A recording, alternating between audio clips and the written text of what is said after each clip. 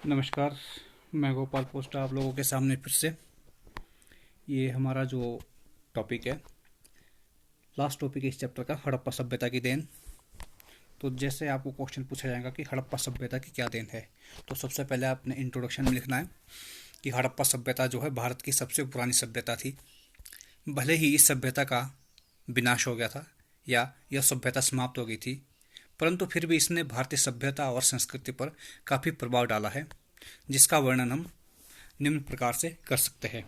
तो इसका first point है कि क्या देन है। एक देन है योजनानुसार नगरों का निर्माण।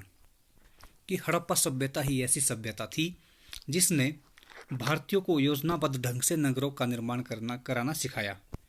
भवनों के निर्माण में पक्की ईंटों का प्रयोग करना और खुले और हवादार भवन का निर्माण करना, 2 से अधिक मंजिलों का निर्माण करना, ये हड़प्पा सभ्यता की देन है। दूसरी जो देन है वह है गंदे पानी की निकासी के लिए नालियों की व्यवस्था। हड़प्पा सभ्यता विश्व की ऐसी सबसे पुरानी सभ्यता है जिसने गंदे पानी की निकासी के लिए नालियों की व्यवस्था की हुई थी। जो घरों का गंदा पानी होता था वो घरों से नालियों से होकर के बाहर निकलता था। तीसरी जो इसकी देन है वो है बाढ़ से नगर की सुरक्षा करने का ढंग सिखाया। कि हड़प्पा सभ्यता ने कि किस प्रकार से हम बाढ़ से बचने के लिए भवनों का निर्माण कर सकते हैं, वो हमें सिखाया, क्योंकि वह चबूतरों पर अपने भवनों का निर्माण करते थे।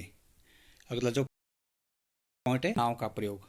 हड़प्पा सभ्यता ने व्यापार के लिए, सामान के आयात और निर्यात के लिए बैलगाड़ियों का और नाव का प्रयोग करना हमें सिखाया है। एक और पॉइंट है कपास की खेती का प्रचलन। हड़प्पा सभ्यता ने कपास की खेती करनी हमें सिखाई, क्योंकि यह दुनिया की सबसे पुरानी सभ्यता है जहां से हमें कपास की खेती के साक्ष्य मिलते हैं। अगला जो है मूर्तिकला, चित्रकला, आभूषण, बर्तन, मुहरे बनाने की कला भी हड़प्पा सभ्यता ने ही हमें सिखाई है। यह भी एक बहुत बड़ी देन है हड़प्पा सभ्यता की। एक और देन है शतरंज का खेल और बाट का प्रयोग करना।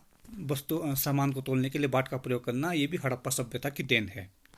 जो वर्तमान में हम धार्मिक उत्सव में ढोल बजाते हैं, ये भी हड़प्पा सभ्यता की ही देन है। और अगला है चरखा व ये आटा है, गलती से आटा लिखा गया है। चरखा और आटा पीसने की चक्की, ये भी हड़प्पा सभ्यता की ही देन है। ये हमने हड़प्पा सभ्यता से ही सीखा है। अगला है अग्नि, सूर्य, जल, वृक्ष, नाग आदि की पूजा करना, ये भी हड़प्पा सभ्यता की ही देन है। एक और देन है वो है स्वास्तिक चिन्ह का प्रयोग। स्वास्तिक चिन्ह का प्रयोग भी हड़प्पा सभ्यता की ही देन है। स्वास्तिक चिन्ह इस प्रकार से होता था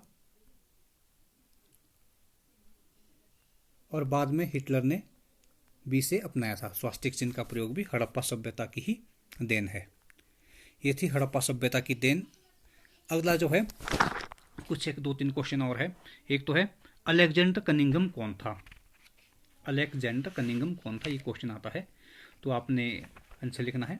अलेक्जेंडर कनिंघम भारतीय पुरातात्विक सर्वेक्षण विभाग का प्रथम डायरेक्टर जनरल था।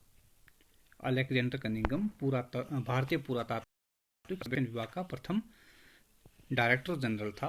वो 1861 ईस्वी में इसका डायरेक्टर बना था। किसका? पुरातात्विक विभाग का प्रथम डायरेक्टर जनरल बना था। कौन? Alexander Cunningham. नेक्स्ट क्वेश्चन है सर जॉन मार्शल कौन था, तो आपने इसका आंसर लिखना है। सर जॉन मार्शल भारतीय पुरातात्विक सर्वेक्षण विभाग का डायरेक्टर जनरल था। 1924 ईस्वी में उन्होंने हड़प्पा सभ्यता की नवीन सभ्यता की घोषणा की थी। जब हड़प्पा और मोहनजोदड़ो की खोज की गई थी, तो उस समय भारतीय पुरातात्विक सर्वेक्षण विभाग के जो डायरेक्टर जनरल है वह सर जॉन मार्शल थे। उन्होंने इसकी घोषणा की थी 1924 ईस्वी में। उन्होंने एक पुस्तक भी लिखी थी, Mohenjodaro and the Indus civilisation. Mohenjodaro and the Indus civilisation नामक पुस्तक की रचना की थी। नेक्स्ट क्वेश्चन है टीला। क्वेश्चन आता है, टीला किसे कहते हैं? टीला उसे कहते हैं जब लोग एक स्थान पर नियमित रूप से रहते हैं एवं वह भूमिखंड के लगातार उपयोग एवं पुनः उपयोग करते हुए आवासीय मलबों का निर्माण करते हैं। ये था आपका चैप्टर। अब आपका फर्स्ट चैप्टर जो है ख़त्म हो गया है। इसके बाद अगली वीडियो में मैं आपको इस चैप्टर का जो मैप है मैप कराऊंगा। तो धन्यवाद। जय हिंद, जय हिमाचल।